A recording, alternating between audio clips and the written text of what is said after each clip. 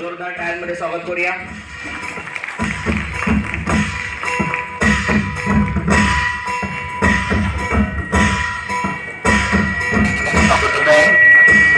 मी शिल्पा टेके मॅडमना विनंती करतो की आपण मॅडमचं या ठिकाणी स्वागत करावं।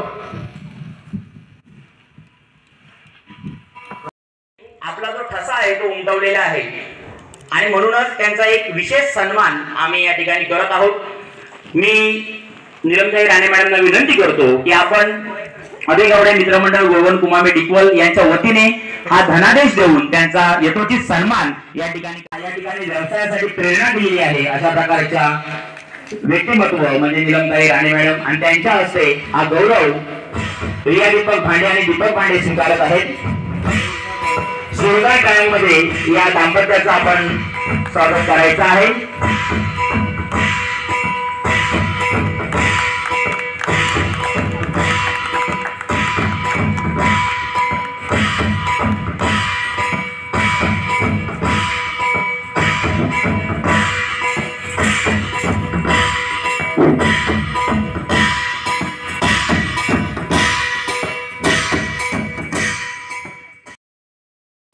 हळदी कुंकू कार्यक्रम आयोजित आहे आणि आपली बऱ्यापैकी उपस्थित आहे। मला इथे खूप आनंद होत आहे की आपण इथे कार्यक्रम सुरू झाल्याबरोबर लगेचच इथल्या महिलांचा सत्कार केला आणि मला वाटतं पहिल्या प्रथम असा सत्कार होत आहे की इथे सगळे महिला उद्योजक होते आणि बरं वाटलं आणि मला वाटतं नीलमताईंच्या माध्यमातून हे सगळं होत आहे त्यामुळे खूप आनंद आहे। तर महिलांनी स्वतःच आत्मनिर्भर व्हावं।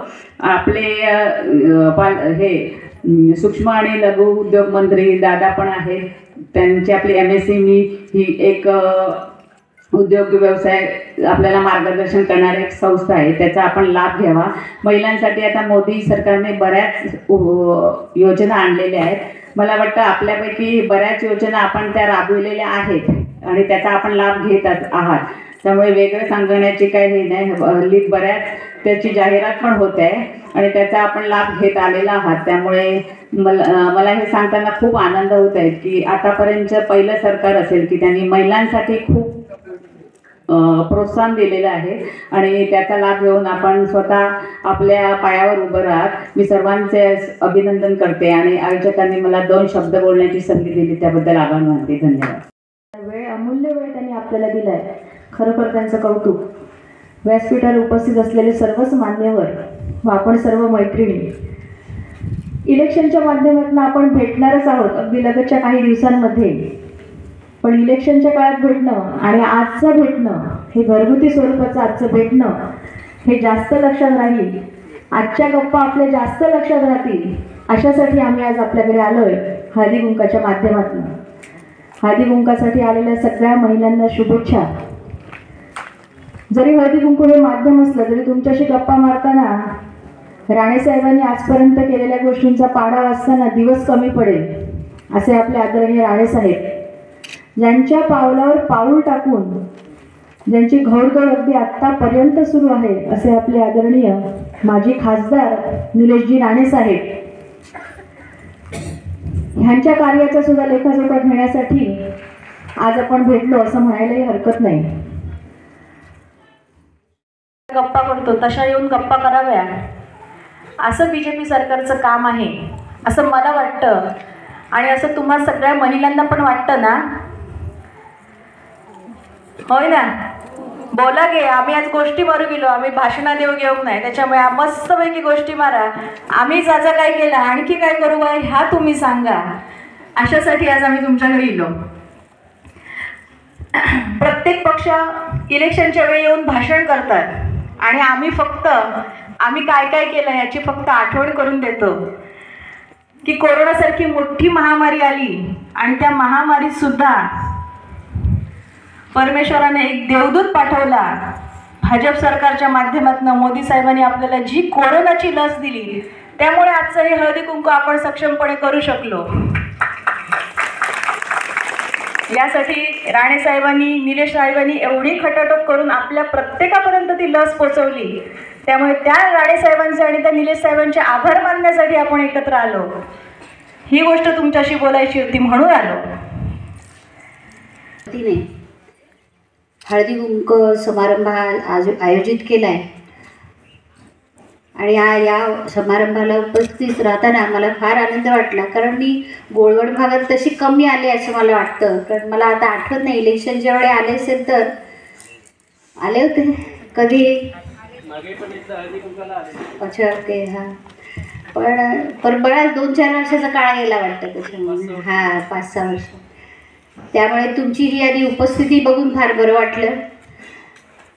असं वाटतं की अजूनही ह्या कोकणामध्ये राणेसाहेबांवर म्हणा किंवा त्यांच्या कुटुंबावर प्रेम करणारी बरीच काही मंडळी आहेत आणि अजून तसंच तेवढंच पहिल्या इतकंच प्रेम करतात. आज चिंदरकरांसारखी माणसं असतील, जी काही जुने कार्यकर्ते आहेत, त्या सगळ्यांमुळे आज आम्ही आहोत असं मला स्वतःला वाटतं. माझे जे जुने साहेबांचे जे जुने कार्यकर्ते आहेत, कारण काय असतं, शेवटी राजकारण असल्यावर दरवर्षी दर 5 वर्षांनी म्हणा एक नवीन नेता उभा राहत असतो आणि तो नेता उभा राहतो तेव्हा मग त्याला ज्यांनी 40 वर्ष जी कामं केलेली असतात किंवा जे काय असतात त्यांना तो नगण्य मानून पुढे जात असतो.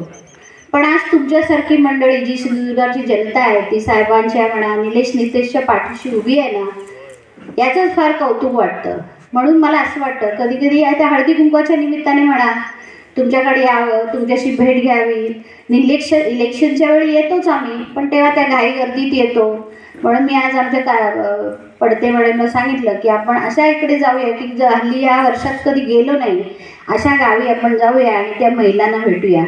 आणि आज एक कौतुक वाटलं की इथे आज आल्यानंतर आज जवळजवळ 20 जणांचा जो काही सत्कार करण्यात आला, खरोखर फार स्तुती करण्यासारखी त्यांची कामं असतील. कारण सगळ्या अडचणीवर मात करून ही मंडळी, ज्या महिला आहेत, ह्या उद्योग करत असतात. आज मला माहिती आहे, मी जेव्हा आम्ही या क्षेत्रात आलो, या उद्योगाच्या म्हणा, राजकारण तर आलंच, पण उद्योग करताना सुद्धा फार सगळ्या गोष्टीचे पेशन्स असावे लागतात. सगळ्या लोकांची मनधरणी करायला लागते, मार्केटिंग करायला लागतं. ह्या सगळ्या गोष्टीतून झाल्यानंतर आपण एक यशस्वी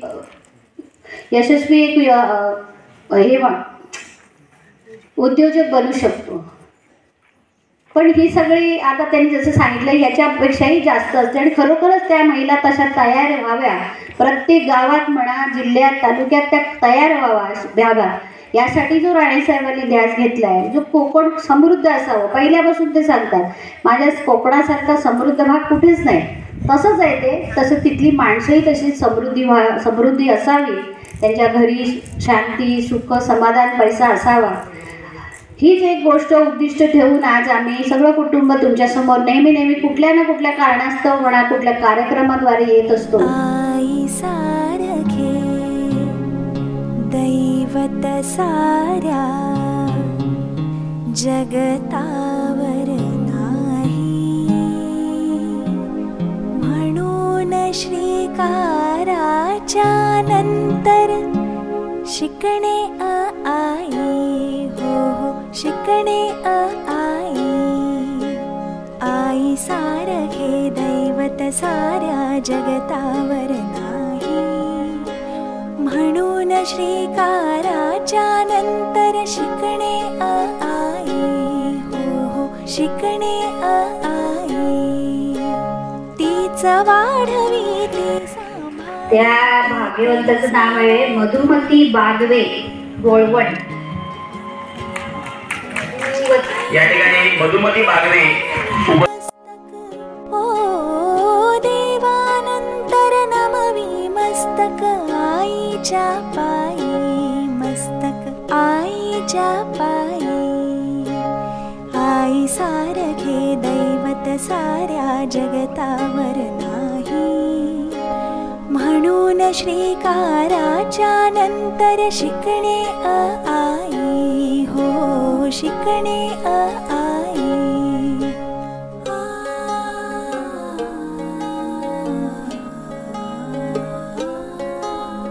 कौसल्ये विण रामन झाला, देवकी पोटी कृष्ण जन्मला. कौसल्ये विण रामन झाला, देवकी पोटी कृष्ण जन्मला. शिवराजाचे चरित्र घडवी, हो शिव चरित्र घडवी माय जिजाबाई, घडवी माय जिजाबाई.